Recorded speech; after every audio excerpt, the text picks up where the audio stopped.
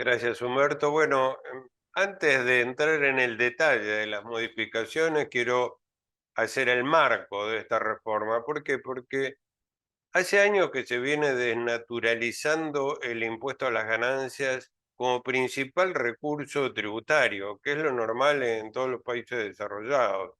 El impuesto que más fondos le genera al Estado es el impuesto a las ganancias. No sucede lo mismo en Argentina. ¿Por qué? Porque se ha ido desnaturalizando todo eso con varios conceptos. Uno puede ser el régimen para pequeños contribuyentes, como vulgarmente lo llamamos monotributo, o el caso del impuesto cedular que se ha generado para los sueldos y la desnaturalización del mínimo no imponible entonces generó una cantidad de reclamos, que si las horas extras tenían que estar grabadas, si los médicos, si los viáticos, si el suplemento de personal militar y demás. Yo creo que todos esos beneficios, exenciones, no gravabilidad, no forman parte de un sistema racional del impuesto a las ganancias. Lo que tiene que haber es un mínimo no imponible aceptable que permita afrontar las condiciones mínimas de supervivencia, cosa que hace años que no ocurre en la República Argentina, y deducciones adicionales, ya sea para tercera o cuarta categoría o para la deducción de las cargas de familia. Si todo eso es razonable, las exenciones de determinados conceptos que hacen a la remuneración no tienen sentido. En esa línea, y como principio de tratar de normalizar la progresividad y la gravabilidad en el impuesto a las ganancias, se inscribe esta reforma que forma parte de la ley 27743 en el capítulo de impuesto a las ganancias. Y ahora ya entrando en detalle, bueno, el primer artículo que vamos a comentar es la reforma del artículo 25 de la ley de impuesto a las ganancias, que se refiere a la compensación de quebrantos y está originada esta modificación en la eliminación de el impuesto cedular a las remuneraciones y por lo tanto a la compensación de esos quebrantos. Y vamos directamente a las exenciones que quedan derogadas. En primer lugar, las que contempladas en el artículo 26 de ganancias, como son las horas extras, el bono por productividad, los fallos de caja, que bueno, acá transcribo cuál es la norma que está incluido en el inciso X y queda para la lectura de ustedes, pero en definitiva es la eliminación de esos beneficios como remuneración no grabada. También dentro del artículo 26 tenemos el suplemento del personal militar en el inciso Y, el sueldo anual complementario en el inciso Z. ¿Por qué? Porque todo este sistema denominado ley masa quedó desactivado. En el artículo 27 se derogan las guardias para el sector salud. En el artículo 32 se deroga sobre la actualización de los montos por gastos de sepelio, seguros de vida, etcétera. Estas actualizaciones se incorporan en cada uno de esos conceptos, o sea, básicamente no hay cambios significativos, con excepción de los gastos de sepelio que quedan sin actualización legal. En el artículo 82 tenemos las exenciones derogadas del impuesto a las ganancias, fundamentalmente los gastos de movilidad pagados por el empleador, los gastos de movilidad para el transporte de larga distancia y el adicional de material didáctico del personal docente. En el artículo 94 lo que se deroga es que las horas extras no cambiaban la aplicación de la alícuota, o sea, el tramo de la escala también queda derogado. En el artículo 110 y 111, si bien se derogan estos dos artículos referidos a que toda retribución debe grabarse, todos estos mismos conceptos pasan a el artículo 82, o sea, no hay un cambio significativo de fondo.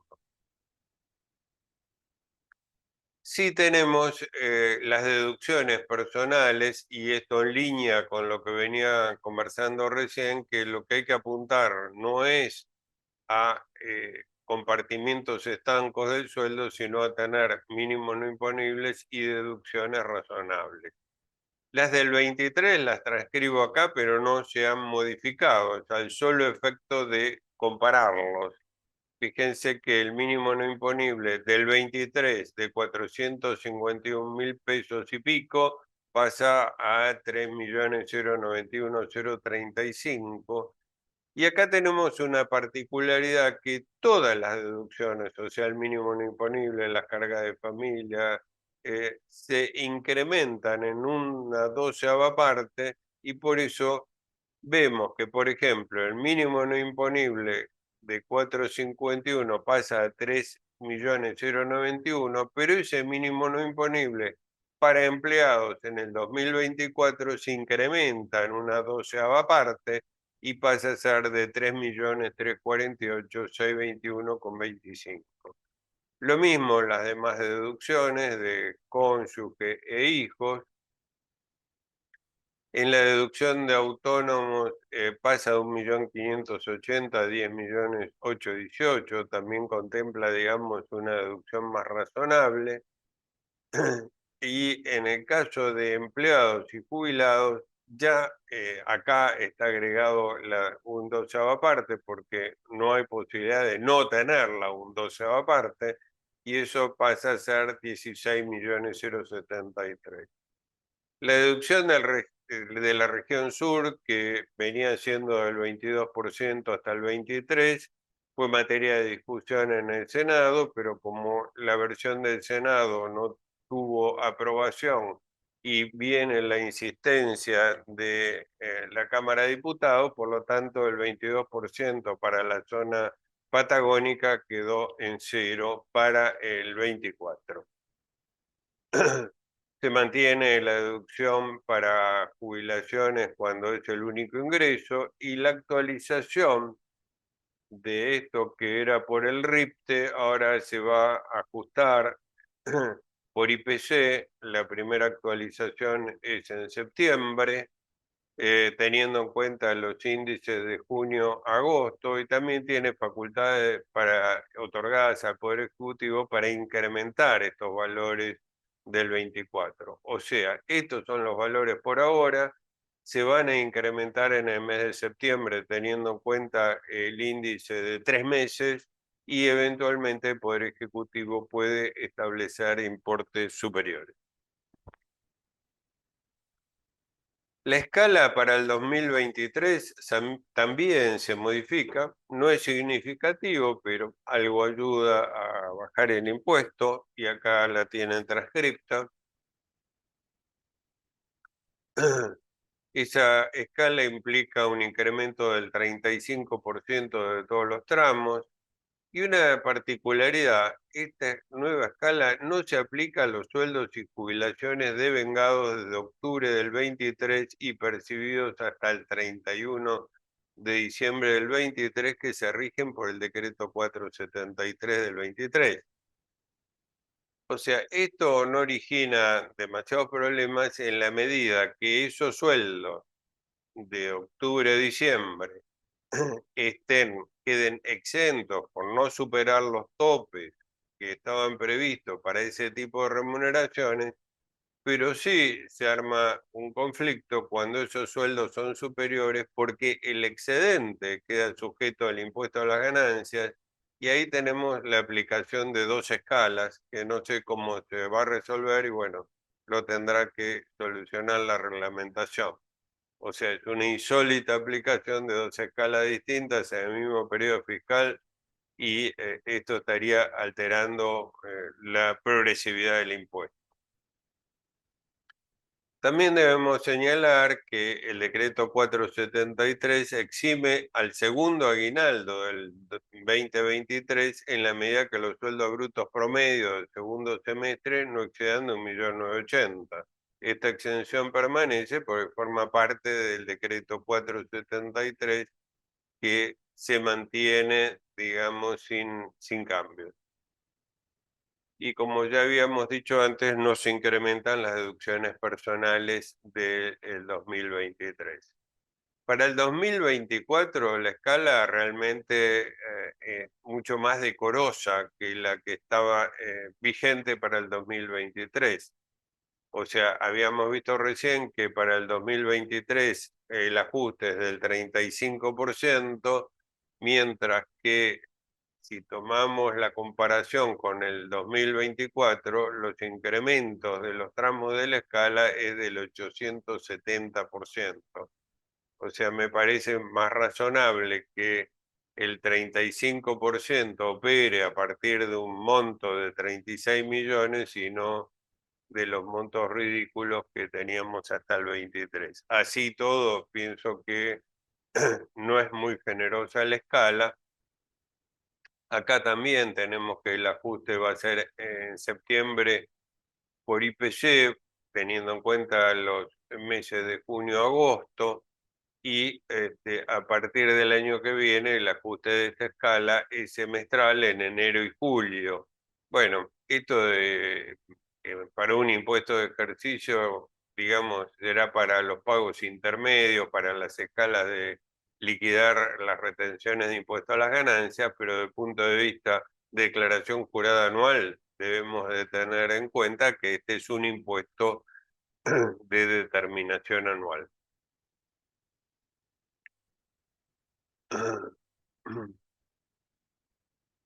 Y acá tenemos una de las luchas que fue materia en el Congreso, que es cómo queda las remuneraciones de ley Massa para los sueldos y jubilaciones percibidos en el 2024 desde el mes de enero.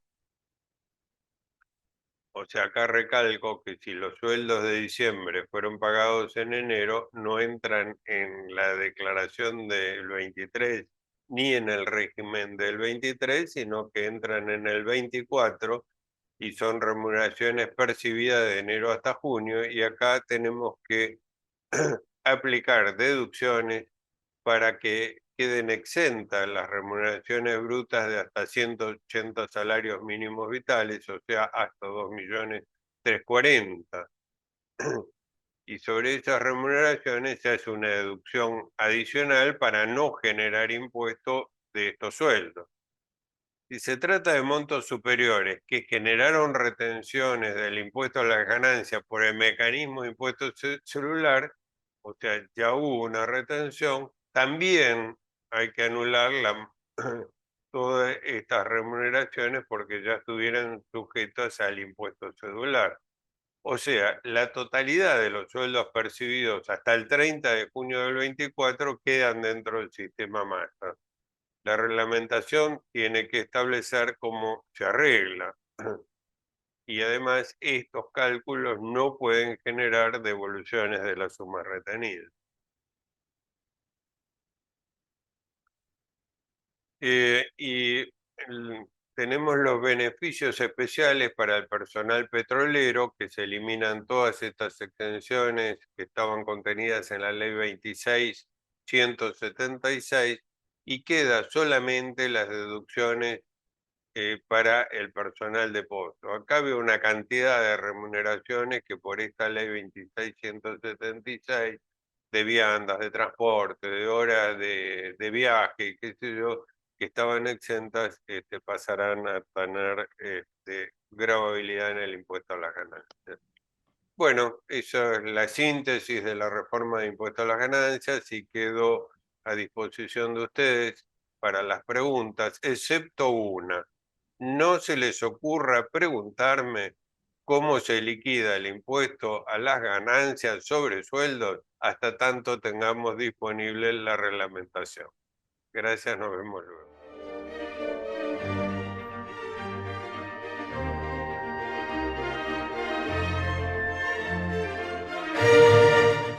Bueno, también tengo varias preguntas. La primera es de Linda Patricia Levi, que dice, en el impuesto a las ganancias para cuarta categoría para empleados se aplican dos tablas para determinar el impuesto. Para el resto de la cuarta categoría y para el resto de las categorías, ¿qué tabla se aplica? Bueno, estamos hablando del 2023. Se aplica la nueva escala para todos los ingresos, excepto para los sueldos y jubilaciones devengados a partir de octubre y cobrados hasta el 31 de diciembre del 23, para los cuales esto aplica la tabla vieja y para los restantes la tabla nueva. ¿Cómo se va a aplicar la tabla? No sé, y eso será materia de la reglamentación. Es la primera vez en mi vida que escucho que se aplican dos tablas distintas para un impuesto que es progresivo. Pero bueno, son los vericuetos de esta legislación. Después pregunta Luisa Stavinsky, Lidia Carrera, Mariela Madrito, referidos a qué sucede en el 2024 con los sueldos de directores y socios gerentes en estas modificaciones. Bueno, los sueldos de los directores y los socios gerentes de SRL quedaron excluidos del sistema masa. Al estar excluidos se rigen por la ley de impuesto a las ganancias y con la aprobación del paquete fiscal vemos que se han incrementado fuertemente el mínimo no imponible y todas las deducciones y además se incrementó la escala, con lo cual hay que recalcular todo el impuesto desde el 1 de enero del 24 y va a haber fuertes reintegros de retenciones oportunamente aplicadas para todos estos contribuyentes, o sea, este sueldo. María Isabel Rodríguez dice, persona jubilada en el 2023, ingresos por jubilación menores a los sueldos básicos que tiene ingresos de autónomos. ¿Qué pasa? Bueno, en primer lugar se aplican contra la renta de cuarta categoría, en este caso las jubilaciones, el mínimo no imponible, todas las deducciones, inclusive hasta anular esos ingresos por estar debajo de los topes, la deducción de cuarta categoría. Al absorber todas esas deducciones, los ingresos por autónomos le quedan totalmente grabados. Con lo cual sería aconsejable, por lo menos para solucionar este tema para el futuro, que los ingresos de autónomos se escuden dentro del sistema del monotributo. Después pregunta Viviana Nanmat, algo que no está previsto en la reunión de hoy, pero bueno, vamos a contemplarlo, que si continúa la deducción del 10% de los ingresos por alquileres de inmuebles con destino a casa de habitación y si deben estar los contratos inscritos en forma obligatoria. Para los contribuyentes que presentan declaración jurada, este 10% es viable y no está previsto que los contratos estén inscriptos. Obviamente tienen que tratarse de alquileres facturados. Pero en el caso de empleados en relación de dependencia, que también procede esta deducción del 10% sobre los alquileres, sí se establece que el contrato debe incorporarse en el 572 web y, digamos, no es una registración, pero sí debe existir el contrato. Contrato que puede ser con impuestos de sellos o contrato con aceptación por comportamiento, según se haya instrumentado. Bueno, eso es todo lo que tengo. Gracias. Hasta la próxima.